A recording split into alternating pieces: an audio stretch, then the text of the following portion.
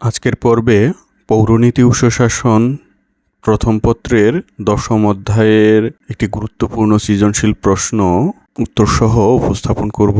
প্রথমেই উদ্দীপকটি দেখে নেওয়া যাক।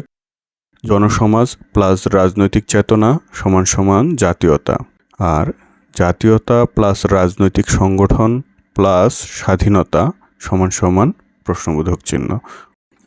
আমরা একে একে প্রশ্নগুলো দেখে নিই। ক নং প্রশ্নটি হচ্ছে, ভৌগোলিক জাতীয়তার অপর নাম কি? খ নং প্রশ্ন হচ্ছে, উগ্র জাতীয়তাবাদ কি জনগণ ও রাষ্ট্রের জন্য কল্যাণকর? ব্যাখ্যা করো।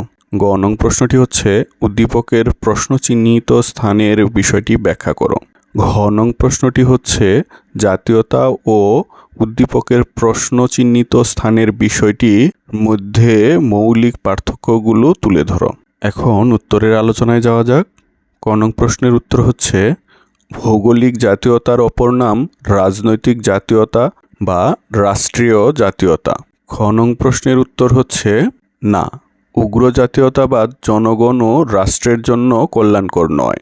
উগ্র জাতীয়তাবাদ কখনো কখনো উগ্র আদর্শ এবং সংকীর্ণ স্বদেশপ্রিয়তায় পরিণত হতে পারে। এ সময় একটি বিস্তৃত মানসিকতায় পরিণত হয়। অহমিকা এবং একচেটিয়া আধিপত্যের বিকাশ ঘটলেও তা উগ্র জাতীয়তাবাদের জন্ম দিতে পারে। উগ্র জাতীয়তাবাদী আদর্শের ধারক ও বাহকেরা মনে করে কেবল সে বা তারাই হলো পৃথিবীর শ্রেষ্ঠ এবং একমাত্র জাতি, অন্যান্য জাতিকে তাদের আনুগত্য করতে হবে। এরূপ বিকৃত মানসিকতা মানুষকে সংকীর্ণ দেশপ্রেমের অন্ধমোহে আবদ্ধ করতে পারে। জার্মানির হিটলার এবং ইতালির মুসোলিনির এরূপ জাতীয়তাবাদী ধ্যানধারণার মাসুল দিতে হয়েছে সারা বিশ্বকে। দ্বিতীয় বিশ্বযুদ্ধের মূল ছিল এরূপ উগ্র জাতীয়তাবাদ।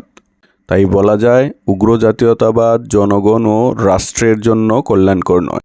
গ নং প্রশ্নের উত্তরটি হচ্ছে, উদ্দীপকে প্রশ্নচিহ্নিত স্থানের বিষয়টি হলো জাতি।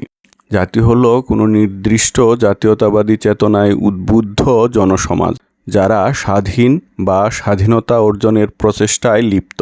আর তাই জাতির প্রধান দুটি বৈশিষ্ট্য হলো নির্দিষ্ট জাতীয়তা ও সেই জাতীয়তা ভিত্তিক রাজনৈতিকভাবে সচেতন জনসমাজ যারা স্বাধীন বা স্বাধীনতাকামী।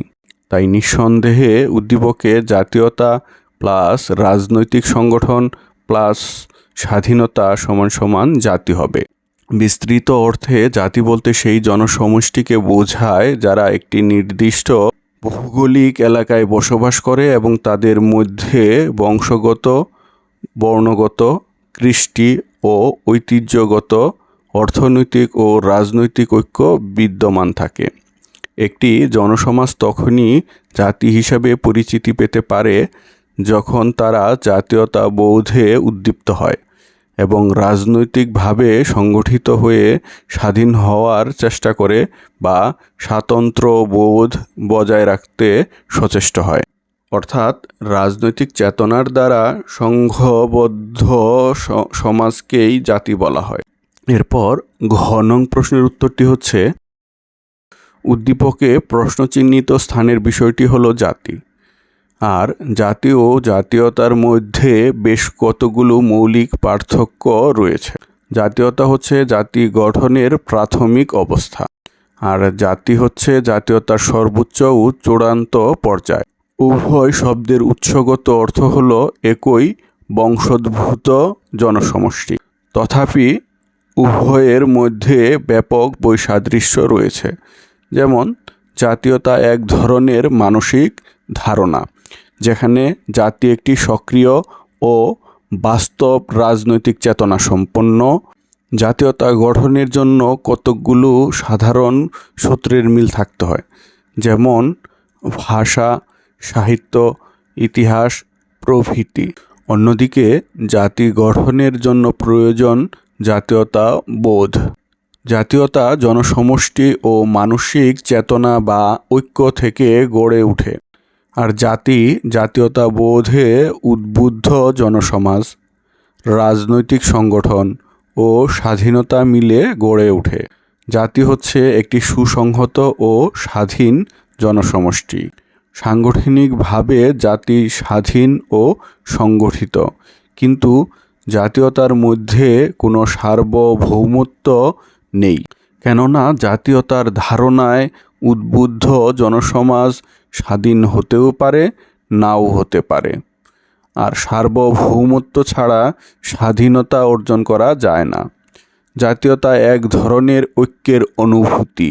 জাতীয়তার রাজনৈতিক সংগঠন নেই, কিন্তু জাতি গঠনে রাজনৈতিক সংগঠন অপরিহার্য। জাতীয়তা খুব বেশি সুসংহত ও স্বাধীন নয়, কিন্তু জাতি খুব সুসংহত, স্বাধীন ও সার্বভৌম অথবা স্বাধীনতা সংগ্রামে লিপ্ত। জাতীয়তার উৎপত্তি আধুনিক কালে, অন্যদিকে জাতির ধারণা অনেক পুরনো। জাতীয়তা হচ্ছে প্রাথমিক অবস্থা আর জাতি হচ্ছে এর পরিণত রূপ।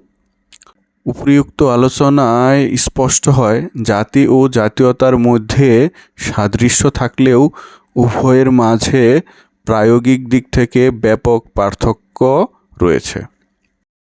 প্রিয় ভিউয়ার্স, আজকের পর্বটি এ পর্যন্তই। আশা করি পর্বটি ভালো লেগেছে। পর্বটি ভালো লাগলে অবশ্যই লাইক, কমেন্ট, শেয়ার করতে ভুলবেন না।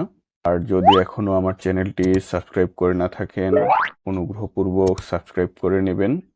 আর যারা আমার চ্যানেলটি সাবস্ক্রাইব করেছেন তাদের সকলের প্রতি আন্তরিক কৃতজ্ঞতা ও ভালোবাসা। সকলের সুস্বাস্থ্য ও নিরাপদ জীবন প্রত্যাশা রেখে আজকের মতো শেষ করছি।